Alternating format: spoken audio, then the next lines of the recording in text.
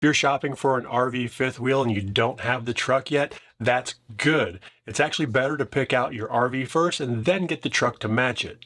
If you get the truck first, then you're limited on what RVs you can tow. We'll cover that dilemma in another video. Let's get into how you actually pick the right truck for the RV that you've selected. The first thing you're going to need to know is the GVWR of the RV.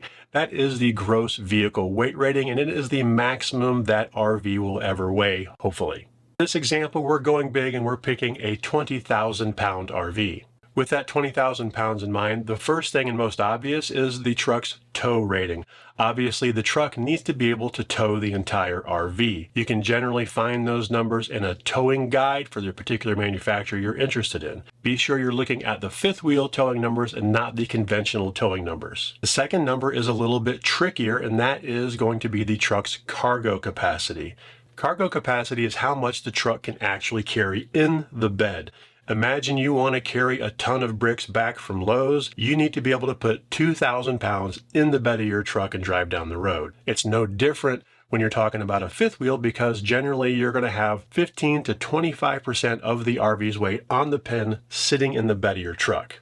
I like to use 22% for our calculations just because that's what we've seen in the RVs that we've had. So taking our 20,000 pound example, you're talking about 4,400 pounds sitting in the bed of your truck.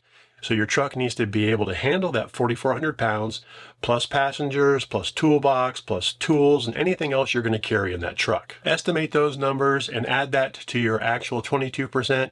Let's just, for the sake of argument, say it's about 600 pounds. You got your 4,400 pound of pin weight plus 600 pounds of people and cargo. You're looking at 5,000 pounds cargo in your truck. And therein lies the tricky part, because manufacturers don't usually publish cargo capacity because it's different for every truck that comes off the line. But if you want a little shortcut to this to get a general idea, sometimes the towing guides will have a rating for a truck camper which sits in the bed.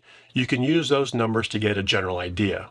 But the final test before you sign on the dotted line for a truck is to look at the yellow cargo and loading tire information sticker on the driver's side door jamb. That is going to have that truck's actual cargo capacity, and that is what you should use for the bottom line. You want to make sure your truck has both the cargo capacity and the towing capacity to tow that fifth wheel safely. Run your numbers and tow safe.